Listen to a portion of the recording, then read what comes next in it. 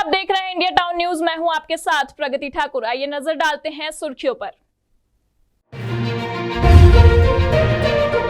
महिला के साथ सामूहिक दुष्कर्म मामले में एक आरोपी हुआ गिरफ्तार।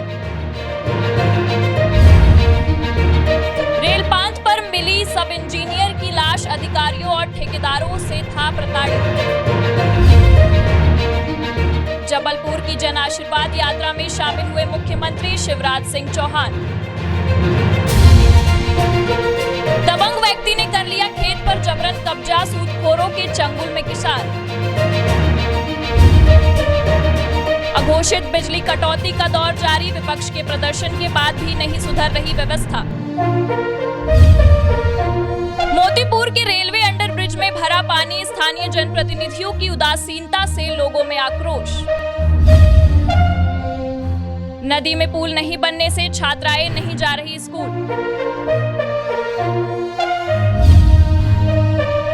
मशरूम खाकर एक ही परिवार के 7 लोग बीमार।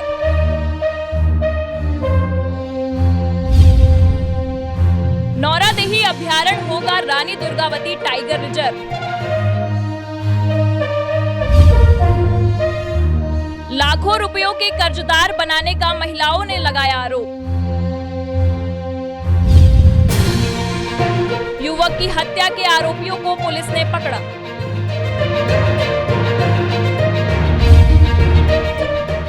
दुर्घटना में कार में सवार पति पत्नी की मौके पर मौत।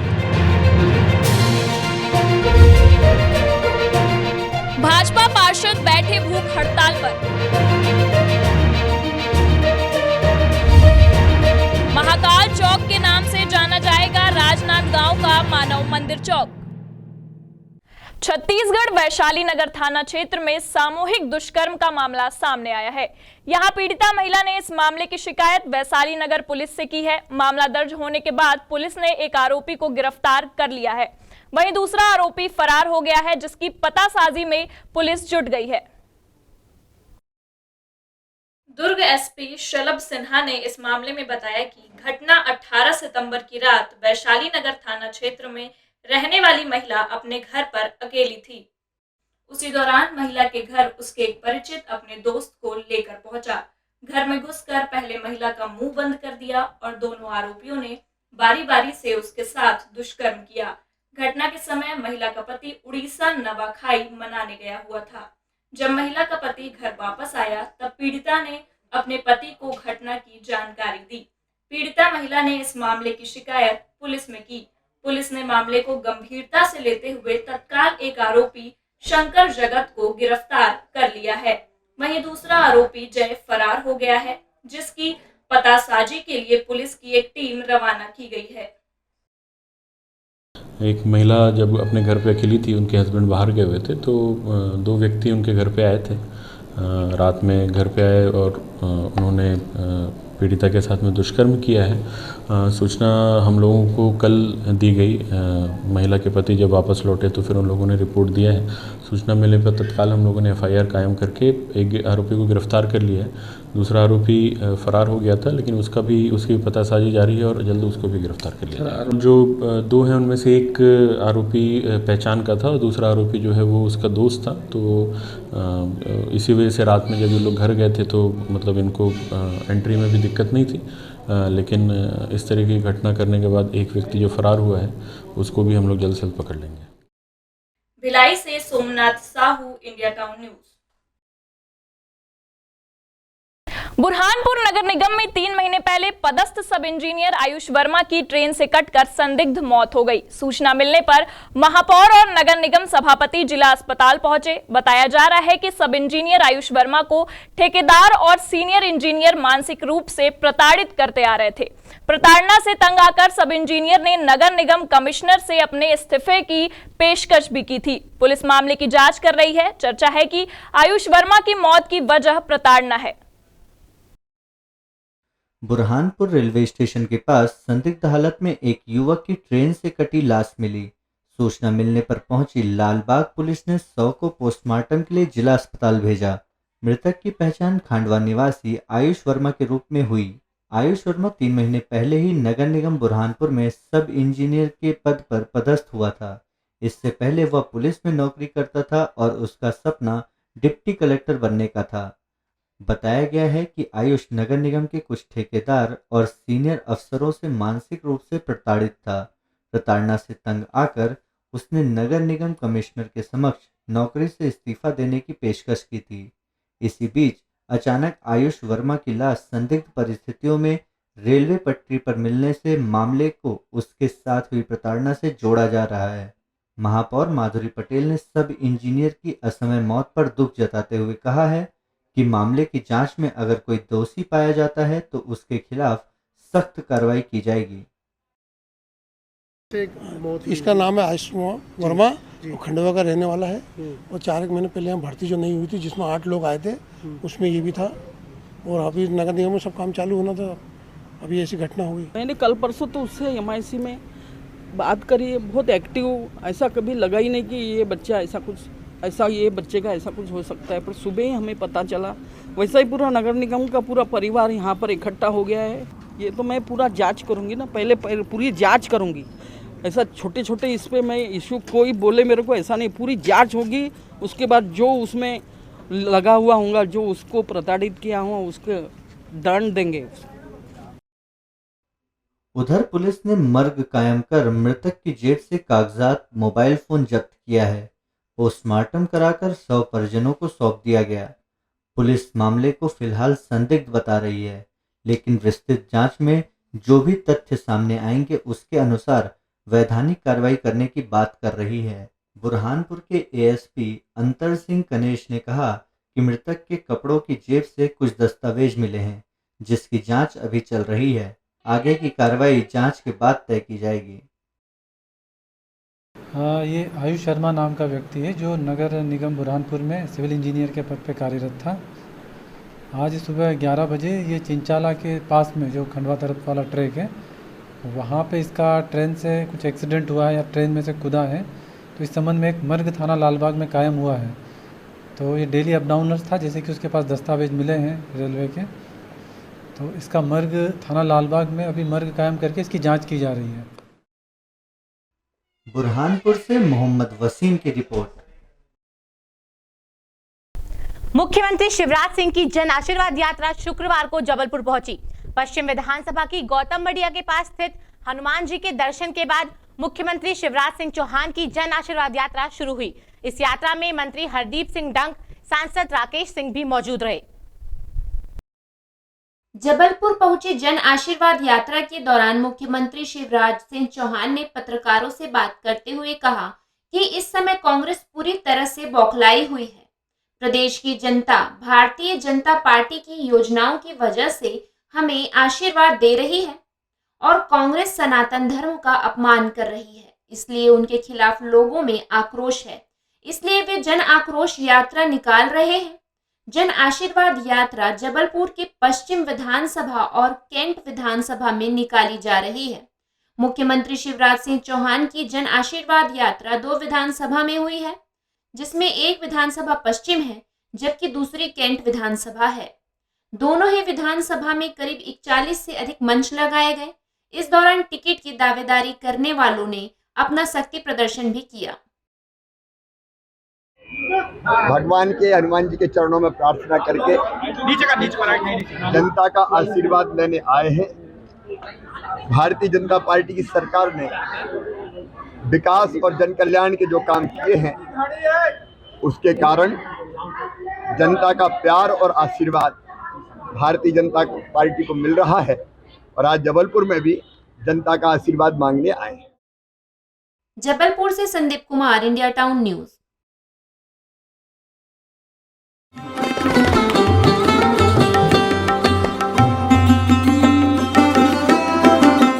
तो हम आ चुके हैं जोशी जी के घर में और चलिए जानते हैं कि केरल की कौन सी स्पेशल डिश आज हमें मिलने वाली है।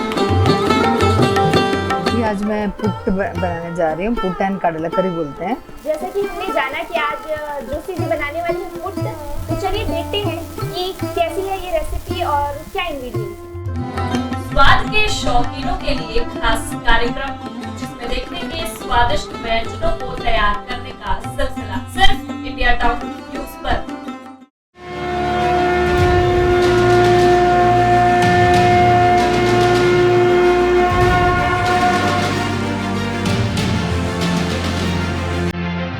हम आए हैं संगीत की नगरी कहे जाने वाला शहर खैरागढ़ विधानसभा क्रमांक 73 में। जानेंगे कि यहाँ की आम जनता है जो आगामी चुनाव है उनमें किन मुद्दों को लेकर अपनी सरकार चुनेगी, अपना वोट डालेगी। जो भूपेश काका बोलते हैं तो इसी भूपेश काका सिर्फ किसानों को लिए किया है, हम आम लोगों के लिए नहीं किया है। पढ़े लिखे होने के बावजूद भी घर में बैठे हुए हैं, तो जो सरकार हम लोग को इस सब चीज़ में अच्छे से व्यवस्था करके देगी हम उनको ही चुनेंगे। अभी महंगाई, भ्रष्टाचारी, बेरोजगारी, ये तीनों मुद्दे ज्वलंत मुद्दे हैं जो खैरागढ़ विधानसभा क्या, छत्तीसगढ़ क्या, पूरे भारतवर्ष में फैले हुए हैं। ये नहीं कि हमला कांग्रेस चाहिए, भाजपा चाहिए, ऐसे हमारे मन के सोच नहीं है। कोई भी पार्टी का जो अपन शिकायत लेके जान, अपन काम पूरा होना चाहिए। तो इकोनॉमी को डेवलप करने के लिए जब तक यहाँ पे इंडस्ट्रीज नहीं आएगी तब तक यहाँ पे डेवलपमेंट और बाकी इकोनॉमी बूम नहीं करेगी। बच्चे अच्छे से अपनी शिक्षा लेंगे तो उसके बाद ही वो कुछ अच्छा कर पाएंगे आगे, और जब इंसान की अर्निंग अच्छी होती है तो ही उसका स्टैंडर्ड ऑफ लिविंग बढ़ता है। जिन उम्मीदों के सहारे हम सरकार का चुनाव करते हैं कि ये आएंगे, विकास होगा शिक्षा के स्तर पर, है ना, बौद्धिक स्तर पर लोगों का विकास होगा और सामाजिक स्तर पर विकास होगा। कि जो 2500 बेरोजगारी भत्ते देते हैं उससे कुछ नहीं होने वाला। 2500 में अपना लाइफ नहीं चलेगा, उससे अच्छा रोजगार दे सभी को।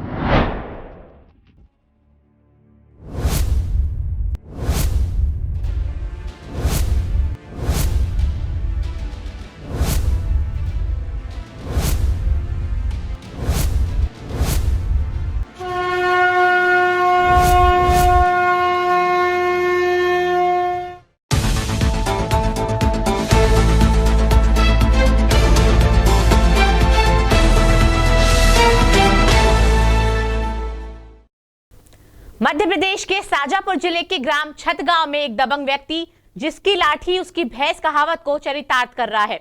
इस दबंग शख्स ने छतगांव के गरीब किसान शरद चौहान के खड़ी फसल वाले खेत पर जबरन कब्जा कर लिया है। पीड़ित का आरोप है उसे फसल काटने से भी रोका जा रहा है। पीड़ित किसान शरद चौहान ने कलेक्टर कार्यालय पहुंचकर आवेदन सौंपा है। किसान ने बताया कि वह खेती किसानी करके अपने परिवार का गुजारा करता है। कुछ समय पूर्व रुपयों की जरूरत पड़ने पर उसने अपनी जमीन एक व्यक्ति के पास गिरवी रख दी थी।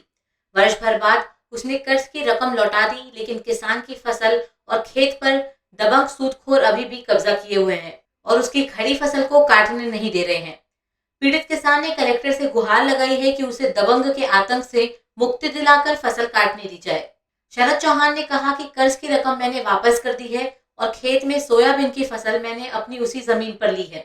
अब कालूखेड़ी निवासी सूदखोर दिनेश पिता रमेश चंद उसे फसल काटने से रोक रहे हैं। दिनेश गुंडे लेकर आता है और धमकी देता है। किसान शरद चौहान के साथ आए कांग्रेस नेता राधेश्याम मालवीय ने कहा कि सूदखोर ने शरद से अनुबंध लिखवा लिया है और खेत पर कब्जा करना चाहता है।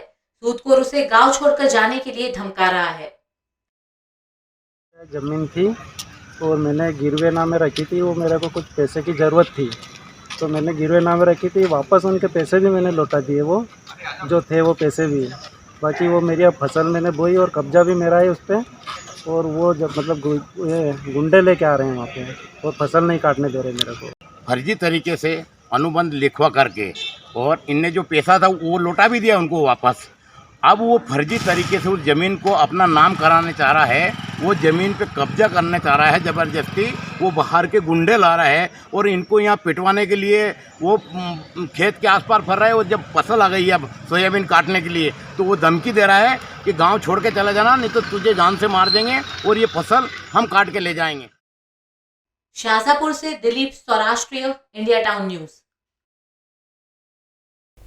छत्तीसगढ़ प्रदेश के राजनांदगांव में बिजली अघोषित रूप से बंद करने से आम जनता त्रस्त है और इसका व्यावसायिक वर्ग पर भी सीधा असर देखने को मिल रहा है।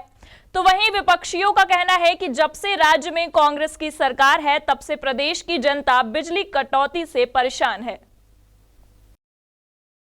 राजनांदगांव शहर के अलग अलग क्षेत्रों में पिछले कुछ समय से अघोषित बिजली कटौती होने से आम जनता परेशान हो गई है।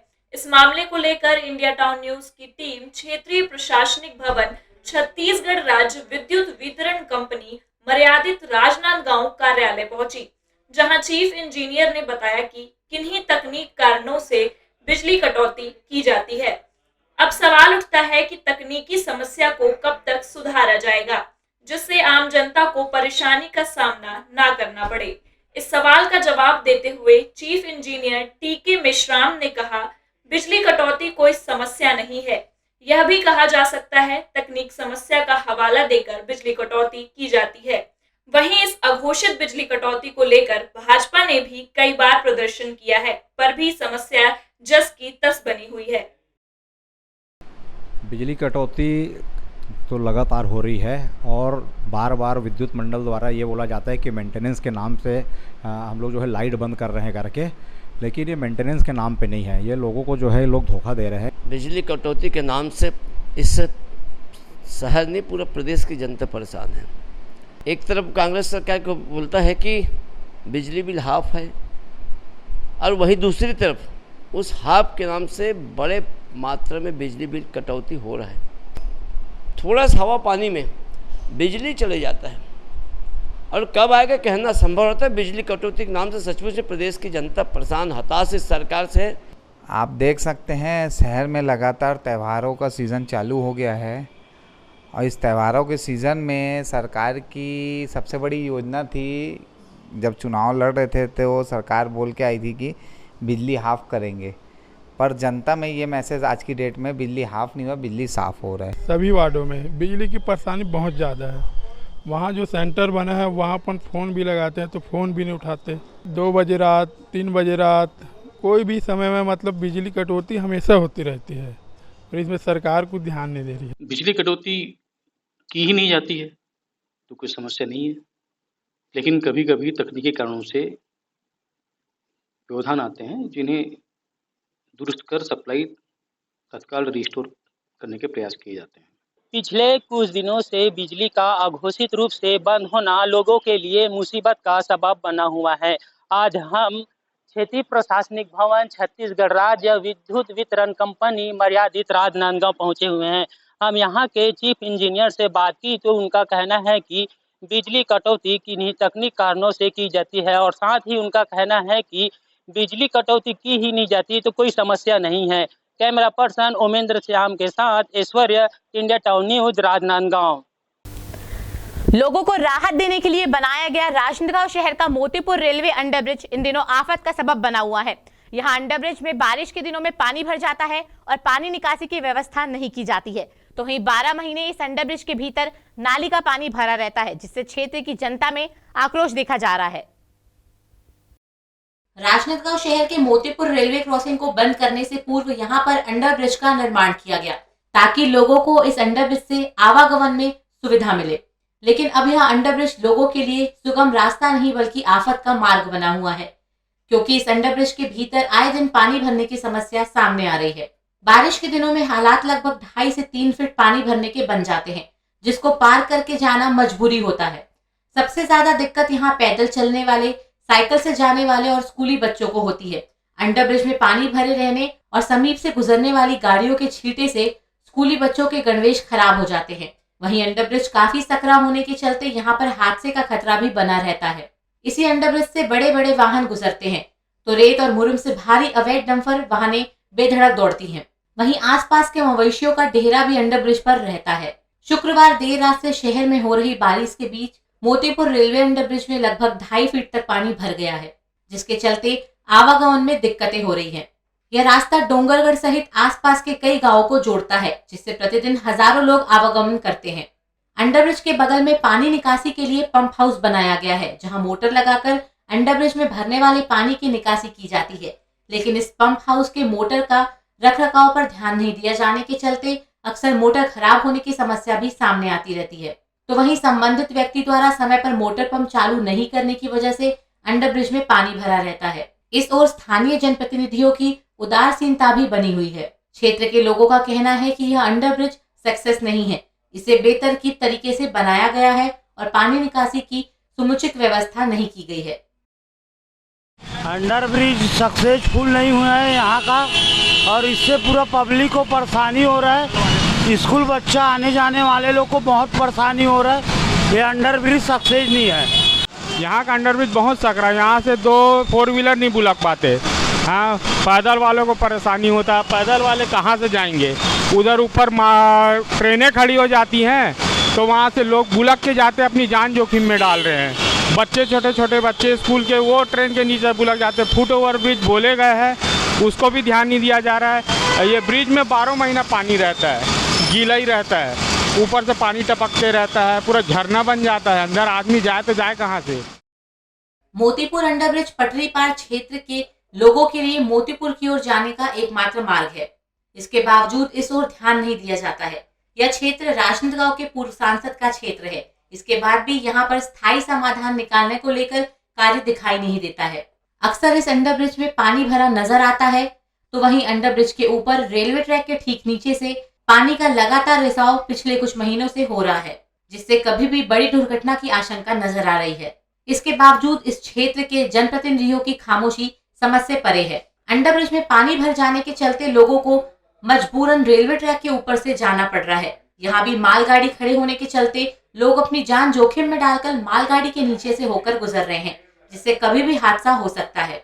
आसपास के लोगों ने इस अंडरब्रिज की समस्या को लेकर कई बार रेलवे के अधिकारियों और स्थानीय नेताओं से शिकायत की है, लेकिन यहाँ की जनता की सुनने वाला कोई भी नहीं है। मोतीपुर रेलवे अंडरब्रिज की पानी निकासी के लिए सतत मॉनिटरिंग नहीं होना और स्थानीय जनप्रतिनिधियों के द्वारा ध्यान नहीं दिए जाने के चलते इस समस्या से क्षेत्र की जनता लगातार जूझ रही है, जो आने वाले समय में एक चुनावी मुद्दा भी इस क्षेत्र के लिए बन सकता है। कुणाल कुमार जंघेल के साथ Hafeez Khan, India Town news.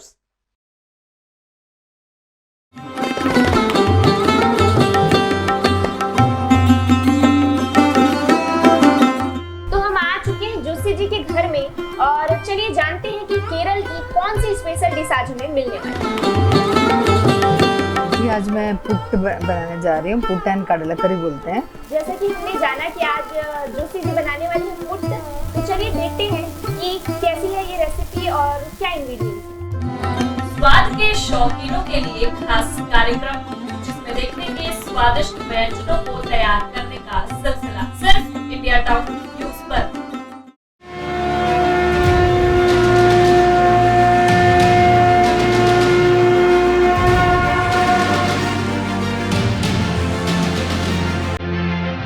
हम आए हैं संगीत की नगरी कहे जाने वाला शहर खैरागढ़ विधानसभा क्रमांक 73 में। जानेंगे कि यहाँ की आम जनता है जो आगामी चुनाव है उनमें किन मुद्दों को लेकर अपनी सरकार चुनेगी, अपना वोट डालेगी। जो भूपेश काका बोलते हैं, तो इसी भूपेश काका सिर्फ किसानों के लिए किया है, हम आम लोगों के लिए नहीं किया है। पढ़े लिखे होने के बावजूद भी घर में बैठे हुए हैं, तो जो सरकार हम लोग को इस सब चीज़ में अच्छे से व्यवस्था करके देगी, हम उनको ही चुनेंगे। अभी महंगाई, भ्रष्टाचारी, बेरोजगारी, ये तीनों मुद्दे ज्वलंत मुद्दे हैं जो खैरागढ़ विधानसभा क्या, छत्तीसगढ़ क्या, पूरे भारतवर्ष में फैले हुए हैं। ये नहीं कि हमला कांग्रेस चाहिए, भाजपा चाहिए, ऐसे हमारे मन के सोच नहीं है। कोई भी पार्टी का जो अपन शिकायत लेके जान, अपन काम पूरा होना चाहिए। तो इकोनॉमी को डेवलप करने के लिए जब तक यहाँ पे इंडस्ट्रीज नहीं आएगी, तब तक यहाँ पे डेवलपमेंट और बाकी इकोनॉमी बूम नहीं करेगी। बच्चे अच्छे से अपनी शिक्षा लेंगे तो उसके बाद ही वो कुछ अच्छा कर पाएंगे आगे, और जब इंसान की अर्निंग अच्छी होती है तो ही उसका स्टैंडर्ड ऑफ लिविंग बढ़ता है। जिन उम्मीदों के सहारे हम सरकार का चुनाव करते हैं कि ये आएंगे, विकास होगा शिक्षा के स्तर पर, है ना, बौद्धिक स्तर पर लोगों का विकास होगा और सामाजिक स्तर पर विकास होगा। कि जो 2500 बेरोजगारी भत्ते देते हैं उससे कुछ नहीं होने वाला। 2500 में अपना लाइफ नहीं चलेगा, उससे अच्छा रोजगार दे सभी को।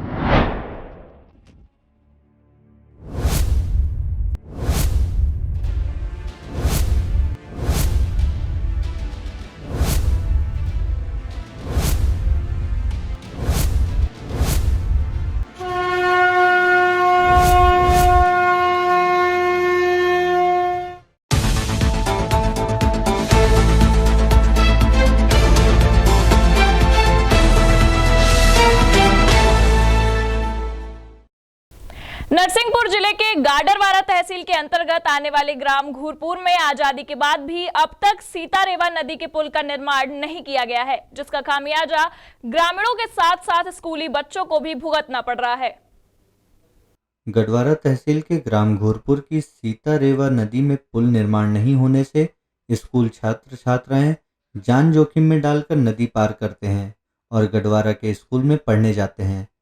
बारिश के दिनों में नदी उफान पर रहती है, जिसके कारण कई ग्रामीणों की नदी में बह जाने से जान भी जा चुकी है। सरकार के संज्ञान में रहते हुए भी पुल का निर्माण नहीं करवाया जा रहा है। गांव के सरपंच ने बताया कि कुछ राजनीतिक दलों के कारण पुल का सैंक्शन अभी तक रुका हुआ है। इस मामले को लेकर तमाम प्रशासनिक अधिकारी एवं सांसद को ज्ञापन सौंपा गया है। आश्वासन देते हुए कहा कि राजनीतिक नेताओं को पकड़ने से पुल निर्माण होगा। स्कूली बच्चों का कहना है कि सरकार बेटी पढ़ाओ बेटी बचाओ तो कहती है, लेकिन इसके बारे में सोचती नहीं कि बेटी पढ़ने कैसे जाएगी, और सरकार से पुल निर्माण के लिए मांग कर रहे हैं। हमारी यही मांग है कि हमारी नदी में पुल बनाया जाए, क्योंकि हमें स्कूल जाने में बहुत दिक्कत होती है। सरकार बोल रही है कि बेटी बचाओ बेटी पढ़ाओ, पर इस बारे में कुछ नहीं बोलती कि बेटी स्कूल कैसे जाएगी। गांव की लड़कियों की यही सबसे बड़ी समस्या है। हमारे गांव की लड़कियों की नदी की वजह से पढ़ नहीं पाती, और सरकार यह तो कह देती है कि बेटी बचाओ और बेटी पढ़ाओ। पेरेंट्स पढ़ाना तो चाहते हैं, पर इस नदी की वजह से कोई मम्मी पापा अपने बच्चों को इस नदी में जाने से रोक देते हैं, क्योंकि वो नहीं चाहते कि ऐसी हालत में वो स्कूल जाएं। जब गांव के बेटे बेटियां नदी पार करके जान जोखिम में डालकर स्कूल पढ़ने जाते हैं तो माँ बाप उसकी लौटने के लिए चिंतित रहते हैं। नदी पर पुल नहीं होने के चलते कई बेटियों ने स्कूल छोड़ दिया है।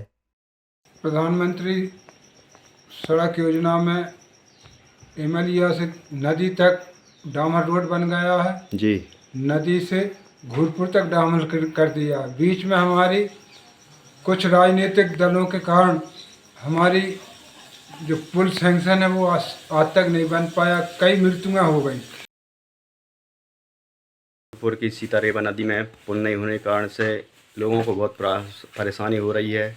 सीतारेवा नदी में पुल नहीं होने से हमारे गांव के एक बुजुर्ग दादा की मौत हो गई है एवं छात्राएं स्कूल जाने में परेशानी हो रही है, और गांव तक कोई बीमार हो जाता तो एम्बुलेंस भी नहीं आ पाती है। अनेक बार ज्ञापन दिए गए गांव के लोगों के द्वारा, नरसिंहपुर कलेक्टर मैडम को भी दिया गया, लेकिन कोई अभी तक आश्वासन नहीं मिला है। हमारे क्षेत्रीय नेताओं को भी हमने कई बार ज्ञापन दिए, लेकिन अभी तक कोई सुनवाई नहीं हो रही है। इस बार हम चुनाव का बहिष्कार भी करेंगे समस्त ग्रामवासी। नरसिंहपुर से Dinesh Vishwakarma, India Town news.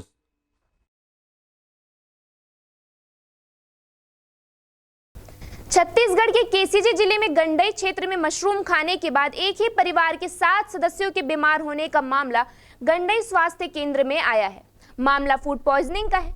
प्रभावितों का उपचार गंडई स्वास्थ्य केंद्र में किया जा रहा है। अभी सभी की स्थिति सामान्य है।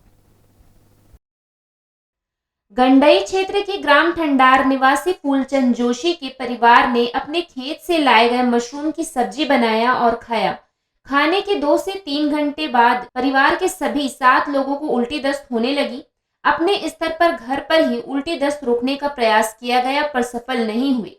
लगातार तबीयत बिगड़ने के बाद सभी को 112 वाहन की मदद से सभी को गंडई के सामुदायिक स्वास्थ्य केंद्र लाया गया, जहां पर सभी का इलाज किया जा रहा है। सामुदायिक स्वास्थ्य केंद्र के डॉक्टर प्रशांत सोनी ने बताया कि फिलहाल सभी खतरे से बाहर हैं। इस दौरान डॉक्टर प्रशांत सोनी ने क्षेत्र के सभी लोगों से अपील की है कि असुरक्षित भोजन न करें और स्वास्थ्य संबंधित खतरों से बचे रहें। हम लोग पीरी सब्जी खाएं और उसके बाद उल्टी हुई। हाँ, उसके बाद आप लोग को बहुत उल्टी, उसके बाद हम लोग यहाँ पे आए हॉस्पिटल में। हाँ। अभी कैसा है? अभी ठीक हैं। लोग करीब 7 के 8 बजे करीब खाना खाया, फिर धीरे से एक आदमी को होते होते मतलब सभी आदमी को पता चला कि धीरे धीरे सभी को होने वाला है। तो ऐसे होते होते फिर एम्बुलेंस को फ़ोन किया गया। एम्बुलेंस से फिर 11 बजे के करीब यहाँ स्थिति हुई। सभी सदस्यों ने पीरी की सब्जी खाई थी और सबको उल्टी दस्त हुआ। फिर मतलब कंफर्म में केस बना कि ये फूड पॉइजनिंग का केस है। उसके हिसाब से उनका ट्रीटमेंट प्रोटोकॉल से किया गया। अभी सभी सदस्य स्टेबल हैं, खतरे से बाहर हैं, सभी ठीक हैं अभी। मैं सबसे अपील करना यही चाहूँगा कि बारिश के दिनों में ऐसे खाद्य पदार्थों का सेवन बिल्कुल भी ना करें जिससे संक्रमण की संभावना रहती हो। अनहाइजेनिक फूड खाने से इस प्रकार की समस्याएं हो सकती हैं। अतः अपने खान पान में अच्छी चीज़ें शामिल कर ताज़ा भोजन करें। जी धन्यवाद। गंडई से Ratnesh Kuldeep, India Town News. Madhya Pradesh के सागर के नौरादेही अभयारण्य को टाइगर रिजर्व का दर्जा मिल गया है। नौरादेही अभयारण्य मध्य प्रदेश का सबसे बड़ा और 7वां टाइगर रिजर्व बन गया है। नौरादेही अभयारण्य का नाम अब रानी दुर्गावती टाइगर रिजर्व होगा। राज्य सरकार ने इसके लिए नोटिफिकेशन जारी कर दिया है। सागर और दमोह जिले के 2 अभयारण्य को मिलाकर रानी दुर्गावती टाइगर रिजर्व बनाया गया है। नौरादेही अभयारण्य जिले में सागर, दमोह और नरसिंहपुर सीमा से लगा हुआ है। नौरादेही अभयारण्य में वर्तमान में 15 टाइगर हैं। बीते साल 2018 में बाघ पुनर्स्थापन प्रोजेक्ट के तहत कान्हा से बाघिन राधा और बांधवगढ़ से बाघ किशन को लाकर बसाया गया था। धीरे धीरे कर नौरादेही में 15 बाघ हो गए हैं। नौरादेही अभयारण्य प्राकृतिक भेड़ियों के आवास के लिए भी जाना जाता है। सागर से Satish Sen, India Town news. तो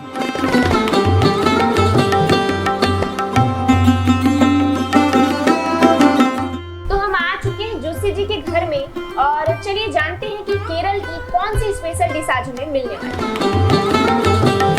है। आज मैं पुट्ट बनाने जा रही हूँ। पुट्ट एंड कडला करी बोलते हैं। जैसा कि हमने जाना कि आज जोशी जी बनाने वाली है पुट्ट, तो चलिए देखते हैं कि कैसी है ये रेसिपी और क्या इंग्रेडिएंट्स।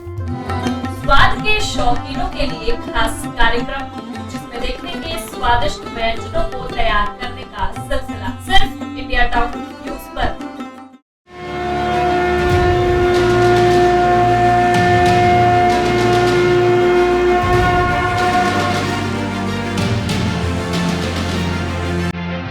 हम आए हैं संगीत की नगरी कहे जाने वाला शहर खैरागढ़ विधानसभा क्रमांक 73 में। जानेंगे कि यहाँ की आम जनता है जो आगामी चुनाव है उनमें किन मुद्दों को लेकर अपनी सरकार चुनेगी, अपना वोट डालेगी। जो भूपेश काका बोलते हैं तो इसी भूपेश काका सिर्फ किसानों को लिए किया है, हम आम लोगों के लिए नहीं किया है। पढ़े लिखे होने के बावजूद भी घर में बैठे हुए हैं, तो जो सरकार हम लोग को इस सब चीज़ में अच्छे से व्यवस्था करके देगी हम उनको ही चुनेंगे। अभी महंगाई, भ्रष्टाचारी, बेरोजगारी, ये तीनों मुद्दे ज्वलंत मुद्दे हैं जो खैरागढ़ विधानसभा क्या, छत्तीसगढ़ क्या, पूरे भारतवर्ष में फैले हुए हैं। ये नहीं कि हमला कांग्रेस चाहिए, भाजपा चाहिए, ऐसे हमारे मन के सोच नहीं है।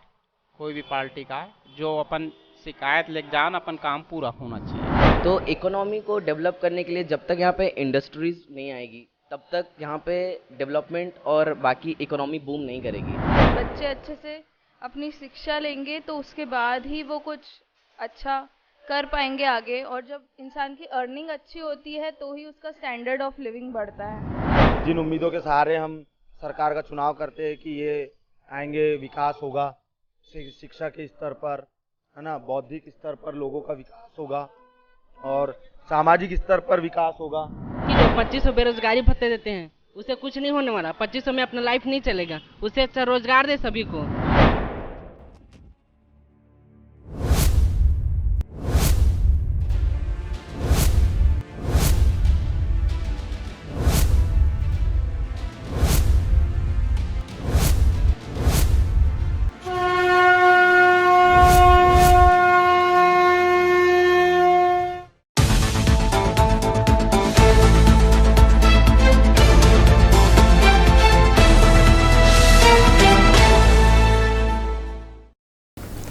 मां दंतेश्वरी बुनकर सहकारी समिति मर्यादित बाफना कोंडा गांव से जुड़ी नक्सल पीड़ित और जरूरतमंद आदिवासी महिलाओं को रोजगार देने एवं स्वावलंबी बनाने के नाम पर बैंकों के लाखों रुपए का कर्जदार बनाने का आरोप महिलाओं ने पूर्व कलेक्टर नीलकंठ टेकाम और एनजीओ चलाने वाली महिला सरस उपाध्याय पर लगाया है।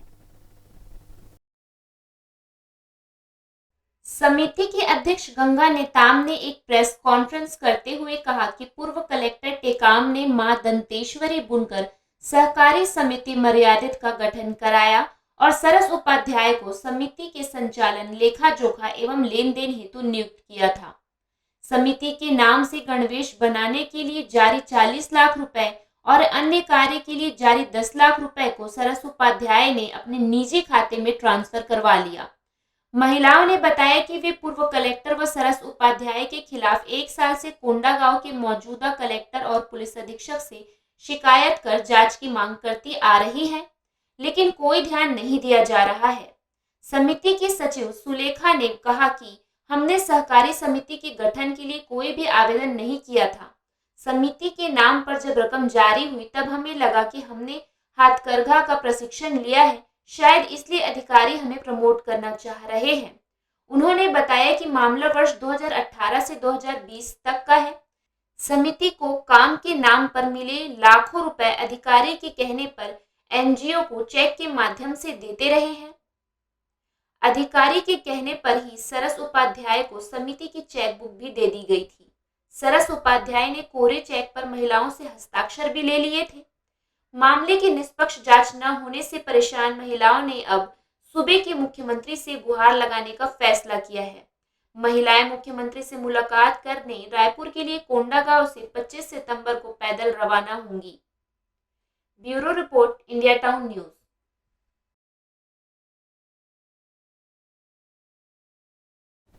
बीते 19 सितंबर की रात छत्तीसगढ़ के राजनांदगांव शहर के बसंतपुर थाना क्षेत्र के अंतर्गत सोनू साइमन को 5 लोगों द्वारा आपसी रंजिश के चलते चाकू मारकर घायल कर दिया था, जिसके बाद उपचार के दौरान सोनू की मौत हो गई। वहीं पुलिस ने इस मामले में 4 आरोपियों सहित एक नाबालिग को गिरफ्तार किया है। राजनांदगांव के बसंतपुर थाना क्षेत्र के अंतर्गत बीते 19 सितंबर को सोनू साइमन की चाकू मारकर हत्या करने वाले 4 आरोपियों और एक नाबालिग को गिरफ्तार किया है। आरोपियों द्वारा चाकू के हमला किए जाने के बाद साइमन को गंभीर अवस्था में उपचार हेतु अस्पताल में भर्ती कराया गया था, जहां उपचार के दौरान उसकी मौत हो गई। मामले की रिपोर्ट मृतक की मां सावित्री बाई द्वारा बसंतपुर थाने में दर्ज कराई गई थी। इसके बाद पुलिस आरोपियों की तलाश में जुट गई। पुलिस की तत्परता से 2 आरोपी पकड़े गए और 3 आरोपी ट्रेन से अन्य राज्य भागने के फिराक में थे, जिन्हें आरपीएफ रायपुर की सहायता से रायपुर रेलवे स्टेशन में पकड़ लिया गया।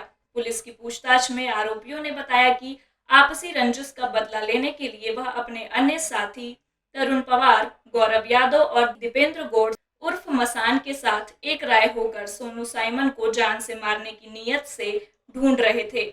तभी वह उन्हें नंदई चौक में रामू होटल के पास दिखाई दिया, जिसे पांचों ने जान से मारने के लिए घेर कर लात घूंसे से मारपीट किया और राहुल वैष्णव द्वारा चाकू निकालकर उसके पेट में वार कर दिया और सोनू साइमन को मर गया सोचकर मौका पाकर सभी वहां से फरार हो गए।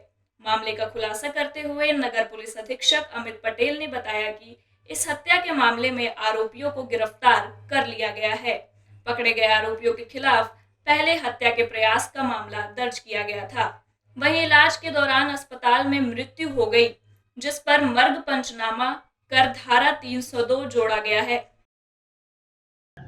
एक युवक पर 4 लोगों ने और उसके एक अपचारी बालक ने हमला किया था, जिसकी सूचना उसकी माता सावित्रीबाई साइमन द्वारा दी गई थी कि उसका पुत्र सोनू साइमन पे दीपक बैरागी, तरुण पवार, गौरव यादव और दीपेंद्र गौड़ और एक विधि विरुद्ध संघर्षरत बालक ने उस पर हमला किया है, जिस पर से इस पर अपराध पंजीबद्ध करके 307 में विवेचना में लिया गया था और 2 दिवस पश्चात इसकी मृत्यु अस्पताल में हुई है, जिस पर से कि 302 धारा जोड़ी गई है और इन 5 आरोपियों को न्यायिक परीक्षा में भेजा जा रहा है। इस हत्या के मामले में पुलिस ने लखोल निवासी राहुल बैरागी, नंदई चौक निवासी तरुण पवार, गौरव यादव, बंगाली चौल निवासी दीपेंद्र गौड़ सहित विधि से संघर्षरत बालक को गिरफ्तार किया है। वहीं आरोपियों के पास से हत्या में प्रयुक्त 3 धारदार हथियार जब्त किया गया है। अमित चटर्जी के साथ Hafeez Khan, India Town News. Madhya Pradesh के शाजापुर जिले की काला पीपल तहसील के अरनिया कला गांव के पास अस्टा सुजालपुर नेशनल हाईवे पर कार और बस की भिड़ंत में कार सवार पति पत्नी की मौके पर ही मौत हो गई। कार सुजालपुर से आस्टा की ओर जा रही थी और बस पुलाए काला से सुजालपुर की ओर आ रही थी। टक्कर इतनी जबरदस्त थी कि कार सवार दंपत्ति की मौके पर ही मौत हो गई। मृतक सुजालपुर के निवासी थे। मामले की जानकारी मिलते ही तिलावत चौकी पुलिस की टीम मौके पर पहुंच गई। बस में सवार लोगों को सुरक्षित बाहर निकाला गया। बस यात्रियों को ज्यादा चोटें नहीं आई हैं। बस का अगला हिस्सा क्षतिग्रस्त हो गया है और कार भी बुरी तरह क्षतिग्रस्त हो गई है। पुलिस अब पूरे मामले की जांच कर रही है। शाजापुर से दिलीप सौराष्ट्रिया, इंडिया टाउन न्यूज।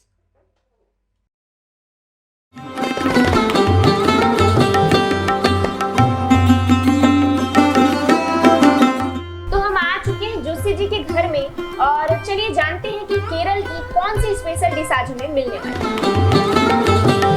जी आज मैं पुट बनाने जा रही हूँ। पुट एंड कडला करी बोलते हैं। जैसे कि हमने जाना कि आज जोशी जी बनाने वाली है पुट, तो चलिए देखते हैं कि कैसी है ये रेसिपी और क्या इंग्रेडिएंट्स। स्वाद के शौकीनों के लिए खास कार्यक्रम जिसमें देखेंगे स्वादिष्ट व्यंजनों को तैयार करने का सिलसिला सिर्फ इंडिया टाउन न्यूज पर।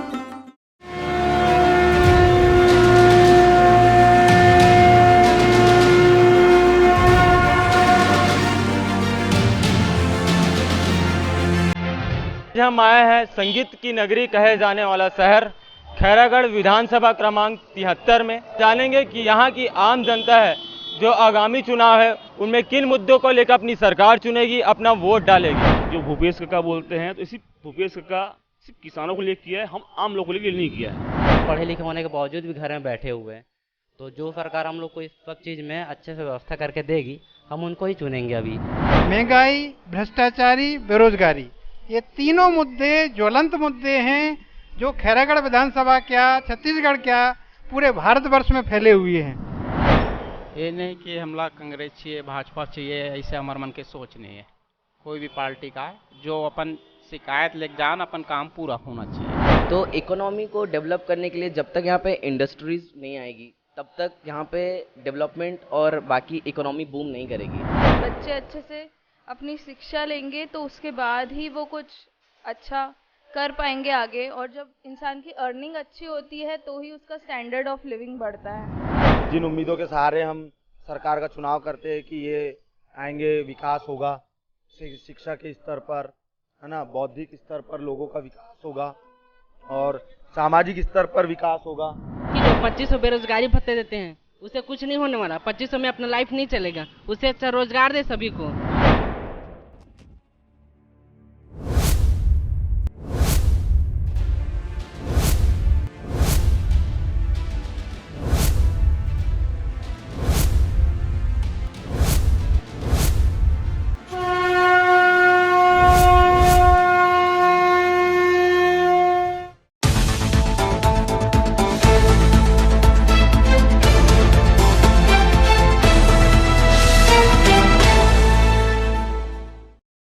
मध्य प्रदेश के देवरी कला क्षेत्र के अंतर्गत देवरी नगर के भाजपा के 7 पार्षदों ने अनिश्चितकालीन भूख हड़ताल शुक्रवार से शुरू कर दिया है और देवरी नगर के बस स्टैंड के समीप गांधी स्मारक के चबूतरे पर तंबू बनाकर सभी 7 पार्षद भूख हड़ताल पर बैठ गए हैं। 20 सितंबर को सभी 7 पार्षदों ने अनुविभागीय अधिकारी के नाम एक ज्ञापन दिया था और ज्ञापन में चेतावनी दी थी कि अगर 2 दिन के अंदर उनकी मांगों पर विचार नहीं किया गया तो वे 22 सितंबर से अनिश्चितकालीन भूख हड़ताल शुरू करेंगे। भाजपा पार्षदों का आरोप है कि नगर पालिका अध्यक्ष प्रतिनिधि द्वारा उनके साथ सौतेला व्यवहार किया जा रहा है और इनके वार्डों में पिछले 1 साल से कोई भी विकास कार्य नहीं हुए हैं। यहां तक कि साफ सफाई और स्ट्रीट लाइट जैसी सुविधाओं के लिए वार्ड के लोग परेशान हो रहे हैं। पार्षदों द्वारा बार बार कहे जाने के बाद भी उनके वार्डों में कोई भी काम नहीं कराए जा रहे हैं। उन्होंने आरोप लगाया है कि सभी 7 पार्षद नगर पालिका के अधिकारी और कर्मचारियों से परेशान हैं। अधिकारी और कर्मचारी इनकी कोई बात नहीं सुनते और यह पार्षद परेशान होते रहते हैं। इसी उपेक्षा के कारण यह सभी 7 पार्षद अनिश्चितकालीन भूख हड़ताल पर बैठ गए हैं। सुभाष वार्ड के पार्षद संजय चौरसिया ने आरोप लगाया है कि अध्यक्ष प्रतिनिधि सभी 7 वार्ड के पार्षदों के साथ सौतेला व्यवहार कर रहे हैं, जबकि देवरी नगर में भाजपा के अध्यक्ष हैं और भाजपा के ही पार्षद परेशान हो रहे हैं। उन्होंने आरोप लगाया है कि देवरी नगर में 2 कांग्रेस पार्षद हैं, इसके बावजूद भी इन्हीं कांग्रेस पार्षदों के वार्डों में सबसे अधिक काम हुए हैं, जबकि भाजपा पार्षद होने के बाद भी उनके वार्डों में कोई काम नहीं हुए हैं और नगर पालिका में अपनी मर्जी से कर्मचारी रखे गए हैं। एवं पार्षदों ने मांग की है कि नगर पालिका में स्थायी सीएमओ नियुक्त किया जाए। हमारी जो बात है कहीं ना कहीं से शीर्ष नेतृत्व पर भारतीय जनता पार्टी की पहुंच नहीं पा रही है। बीच में कुछ नुमाइंदे ऐसे हैं कि वो व्यक्ति अपनी छोटे कार्यकर्ता, छोटे पदाधिकारी, जैसे पार्षद छोटे पदाधिकारियों की श्रेणी में है और वो बात शीर्ष नेतृत्व तक नहीं पहुंच पा रही। इस कारण से इस धरना के माध्यम से ये बात शीर्ष नेतृत्व तक आप लोगों के सहयोग से अवश्य पहुंचेगी। आगामी विधानसभा चुनाव में आप लोग पार्टी का काम करेंगे या विरोध करेंगे? हम लोग अपनी पार्टी का काम करेंगे। देवली नगर पालिका जो कांग्रेस के दबाव में काम कर रही है, उनके 2 पार्षद, जिसमें से एक पार्षद पूरी नगर पालिका चला रहा है और हम लोग 7 पार्षद चूँकि उनके समर्थन में नहीं थे, हम लोग 7 पार्षदों के साथ सौदेला व्यवहार किया जा रहा है भारतीय जनता के साथ, जिससे आगामी समय में उनके लिए पार्टी को फायदा हो तो भाजपा को नुकसान हो। आपने भाजपा के नाम पे वोट ली, पार्षद बने, अब जनता का काम नहीं करा पा रहे तो क्या आप इस्तीफा देंगे? लगता तो है, मन में आता है, लेकिन सोचता हूँ कि जनता ने बड़ी उम्मीदों के साथ बनाया है पार्टी नेतृत्व, तो कहीं न कहीं हम लोग की बात सुनेगी, सकेगी। अभी आगामी विधानसभा चुनाव आने वाले हैं, हम लोग धरना पर भाजपा कार्यकर्ता के रूप में बैठे हैं। देवरी से Satish Sen, India Town News. Chhattisgarh राज्य के जिला राजनांदगांव में स्थित मानव मंदिर चौक में महापौर हेमा देशमुख ने अपने नगर निगम के जनप्रतिनिधियों के साथ सौंदर्यीकरण के लिए भूमि पूजन किया है। अब इस चौक को महाकाल चौक के नाम से जाना जाएगा। वहीं इस चौक पर त्रिशूल और डमरू लगाकर चौक का सौंदर्यीकरण किया जाना है। राजनांदगांव के मानव मंदिर चौक का नाम बदलकर महाकाल चौक रखा जाएगा। महाकाल भक्त और महाकाल सेना द्वारा इसकी मांग की गई थी, जिस पर शनिवार को मानव मंदिर चौक में सौंदर्यीकरण को लेकर महापौर हेमा देशमुख द्वारा भूमि पूजन किया गया है एवं मानव मंदिर चौक का नाम बदलकर महाकाल चौक रखे जाने की कवायद शुरू हो गई है। 25 सितंबर को नगर निगम की MIC बैठक है, जिसमें महाकाल चौक के नाम पर ज्ञापन प्रस्तुत होगा और उसे सर्वसम्मति से घोषित किया जाएगा। इस दौरान महापौर हेमा देशमुख ने कहा कि मुख्यमंत्री भूपेश बघेल की भेंट मुलाकात कार्यक्रम के दौरान शहर सौंदर्यीकरण के लिए मांग की गई थी, जिसमें मुख्यमंत्री ने 4 करोड़ राशि की घोषणा की थी, जिसकी सौंदर्यीकरण की राशि पास हो चुकी है। हम अभी इस चौक का सौंदर्यीकरण कर रहे हैं, क्योंकि महाकाल द्वारा ये नाम चलाया गया है सेना के द्वारा महाकाल चौक, तो महाकाल चौक के नाम से इसको हम संबोधित कर रहे हैं। जो नियमितः 2 दिन बाद ओके हो जाएगा और हमारा सौंदर्यीकरण जो है कि उसका भूमि पूजन है आज। मुख्यमंत्री भूपेश बघेल जी का जब भेंट मुलाकात में आगमन हुआ था, हम सब ने शहर सौंदर्यीकरण के लिए राशि की मांग की थी। करीब 4 करोड़ की राशि प्राप्त हुई हमको सौंदर्यीकरण के लिए, जो विभिन्न चौक चौराहा से लेके NHI के किनारे के रोड से लेके हम सौंदर्यीकरण की राशि पास हो चुकी है और जिसके टेंडर लग चुके हैं और कुछ के मतलब वर्क ऑर्डर भी जारी होने वाला है, तो बहुत जल्द पूरे शहर में सौंदर्यीकरण शुरू हो जाएगा। राजनांदगांव से अमित चटर्जी के साथ Aishwarya Shyam, India Town news.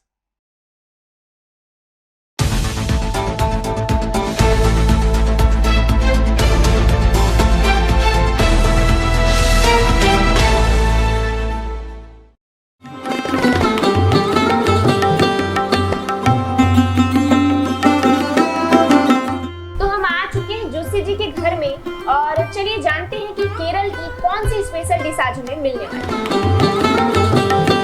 आज मैं पुट्ट बनाने जा रही हूँ। पुट्ट एंड कडला करी बोलते हैं। जैसा कि हमने जाना कि आज जोशी जी बनाने वाली है पुट्ट, तो चलिए देखते हैं कि कैसी है ये रेसिपी और क्या इंग्रेडिएंट्स। स्वाद के शौकीनों के लिए खास कार्यक्रम, जिसमें देखेंगे स्वादिष्ट व्यंजनों को तैयार करने का सिलसिला, सिर्फ इंडिया टाउन न्यूज पर।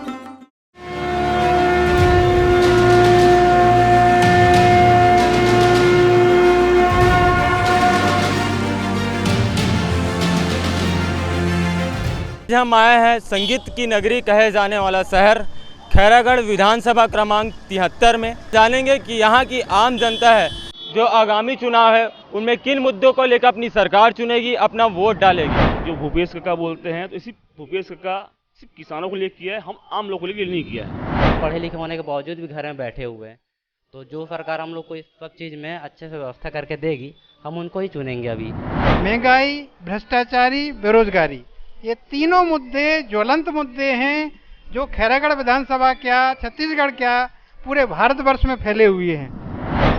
ये नहीं कि हमला कांग्रेस चाहिए, भाजपा चाहिए, ऐसे हमारे मन के सोच नहीं है। कोई भी पार्टी का जो अपन शिकायत लेके जान, अपन काम पूरा होना चाहिए। तो इकोनॉमी को डेवलप करने के लिए जब तक यहाँ पे इंडस्ट्रीज नहीं आएगी, तब तक यहाँ पे डेवलपमेंट और बाकी इकोनॉमी बूम नहीं करेगी। बच्चे अच्छे से अपनी शिक्षा लेंगे तो उसके बाद ही वो कुछ अच्छा कर पाएंगे आगे, और जब इंसान की अर्निंग अच्छी होती है तो ही उसका स्टैंडर्ड ऑफ लिविंग बढ़ता है। जिन उम्मीदों के सहारे हम सरकार का चुनाव करते हैं कि ये आएंगे, विकास होगा शिक्षा के स्तर पर, है ना, बौद्धिक स्तर पर लोगों का विकास होगा और सामाजिक स्तर पर विकास होगा। कि जो 2500 बेरोजगारी भत्ते देते हैं उससे कुछ नहीं होने वाला। 2500 में अपना लाइफ नहीं चलेगा, उससे अच्छा रोजगार दे सभी को।